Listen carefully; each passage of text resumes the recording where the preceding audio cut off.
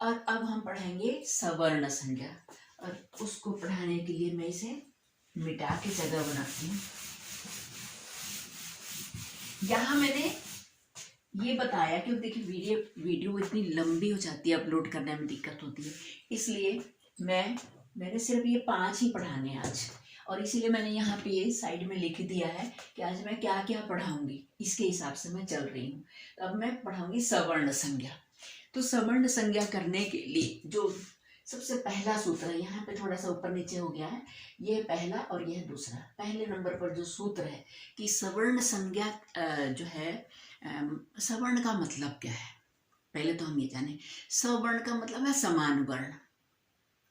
अब समान वर्ण तो वही होंगे ना जो अब जैसे मान लीजिए किसी की कोई जाति है ना, उस जाति का कोई परिवार है, तो जो जितने लोग उस परिवार में रहते हैं उन सबकी जाति एक ही हुई, है ना। तो अब जैसे देखिए, हाँ, उच्चारण स्थानों, अब कैसे हम इसका निर्धारण करें, या तो कुछ उनका व्यक्तित्व, मतलब उनके रूप रंग है, नाक नक्श वगैरह मिलता जुलता होगा, है ना, तो कहेंगे। और फिर वो एक स्थान पे रहते हैं, एक घर में रहते हैं, तभी वो एक परिवार होंगे। तो ठीक यही बात जो है वर्णों के बारे में है ना। अब इनको सवर्ण संज्ञा मतलब किस किस स्थिति में हम उनको सवर्ण कहते हैं कि भाई ये वर्ण जो है इनके सवर्णीय है, हम यही पढ़ने जा रहे हैं। तो पहला इससे संबंधित जो सूत्र है वो पाणिनि जी कहते हैं कि तुल्यास्य प्रयत्नम सवर्णम। कैसे हम समझेंगे कि कोई वर्ण किसके जो सवर्ण है, तुल्यास्य प्रयत्नम सवर्णम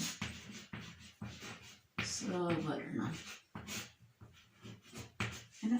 अब इस सूत्र को हम थोड़ा सा उसका विच्छेद करके लिखते हैं, देखिए समझाती हूँ। देखिए तुल्य कि कैसे कैसे बना है। तुल्य माने क्या होता है, समान, है ना। और तुल्य आस्य का मतलब है मुख के अंदर का भाग, है ना, मुख ही होता है। तो यहाँ आस्य का मतलब है मुख के, सॉरी वही तो चीज दोबारा लिखी गई, मुख के अंदर का जो है भाग, मुख का भाग, है ना, अंदर का। आस्य एक, इसको ये भी कह सकते हैं उच्चारण स्थान, है ना, उच्चारण स्थान।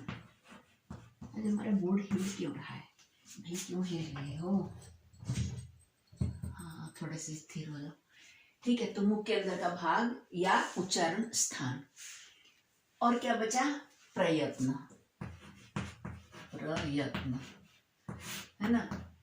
अगर तुल्य हो आस्य और प्रयत्न जिसके, वो है तुल्य माने समान हो, आस्य और प्रयत्न जिसके, वो है सवर्ण, है ना। अब यहाँ जो प्रयत्न है, मुख का, आस्य का तो आप समझ ही गए कि मुख का भाग, है ना, मुख के अंदर तालु आदि जो स्थान है ना, जो उच्चारण स्थान है ना, वो हो गए। दूसरे प्रयत्न का मतलब है, अब प्रयत्न जो है 2 प्रकार का है ना। प्रयत्न 2 प्रकार का है, एक है आभ्यंतर और दूसरा है बाह्य, है ना, बाह्य। तो अब हम यहाँ पे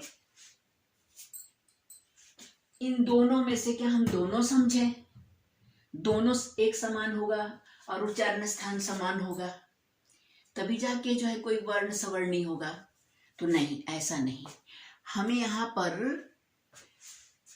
पर जो प्रयत्न लेना है वो है, प्रयत्न का मतलब है प्रकृष्ट यत्न, प्रकृष्टम यत्नम प्रयत्न। पाणिनि जी ने कहा है कि यत्नोद्विधा आभ्यंतरो बाह्यश्च, वहां पे उन्होंने प्रयत्न नहीं कहा है, वहां यत्न माने कोशिश, प्रयास, है ना। तो अब यहाँ पर प्रयत्न का मतलब है, देखिए जैसे किसी वर्ण को बोलने के लिए जो हमारी जो एक होता है भीतरी, मुख के अंदर का प्रयास, और एक जो बोलते समय और मुख के बाहर का जो है प्रयास है ना। तो जो अंदर वाला जो प्रयास है उसको कहते हैं आभ्यंतर, और जो मुख वर्ण को बोलते समय जो हमारे मुख के जो बाहरी हिस्सों को है ना, और जो कोशिश करनी पड़ती है उनको हम कहते हैं बाह्य प्रयास।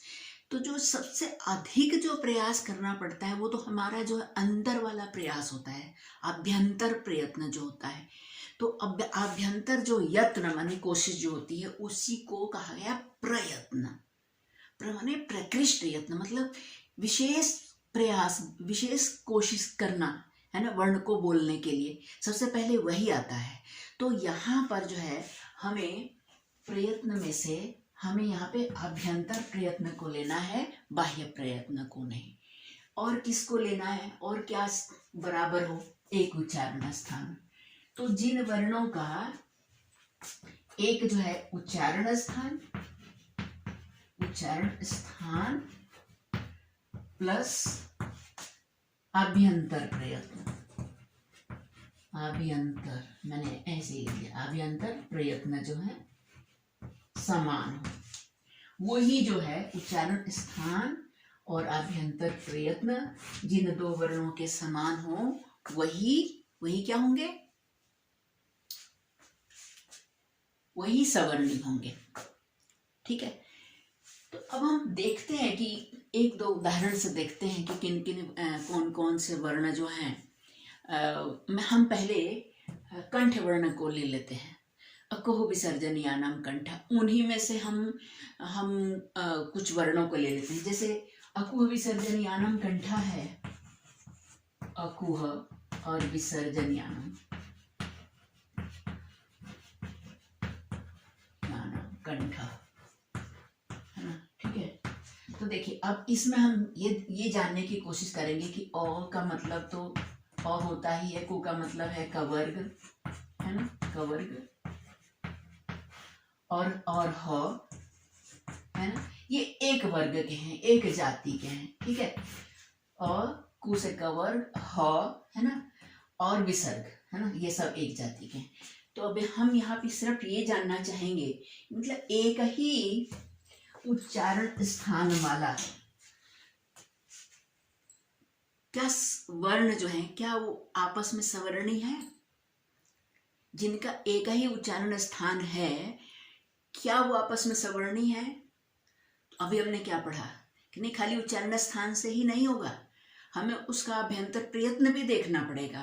तो इसका मतलब क्या हुआ? इसका मतलब ये हुआ कि वे वर्ण, मैं इसको मिटाऊंगी,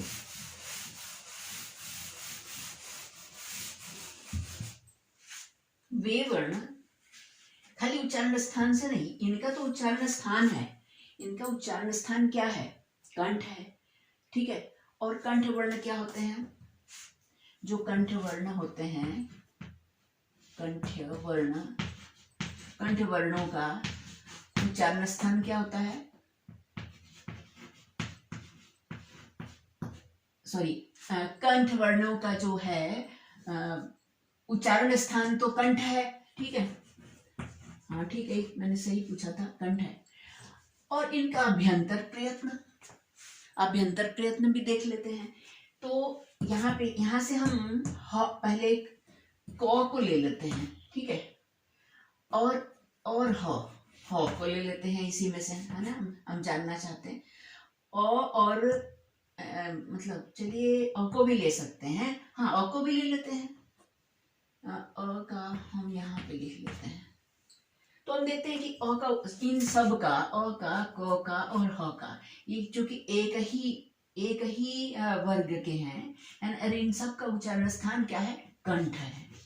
अ का भी कंठ है। ठीक है, क का भी कंठ है, और ह का भी कंठ है। अब हम इनका जो है, इनका हम आभ्यंतर प्रयत्न देखते हैं। तो आभ्यंतर प्रयत्न में जो अ तो है स्वर, तो स्वर का क्या होता है? विवृतम स्वराणाम, स्वरों का तो जो आभ्यंतर प्रयत्न है वो तो विवृत है ना, विवृत है। और ये क्या है?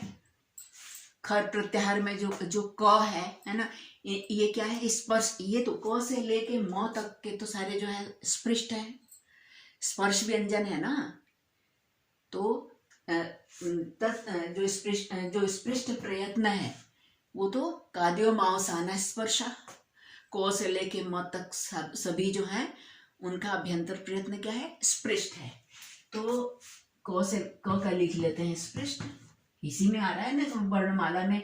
को से लेके जो पांचों वर्ग जो होते हैं, तो को से लेके लास्ट में जो म आता है यहाँ तक का जो सभी का जो है स्पृष्ट प्रयत्न होता है, और इसीलिए उनको स्पर्श व्यंजन कहा जाता है। तो इसका जो स्पृष्ट प्रयत्न है। और ह का क्या है,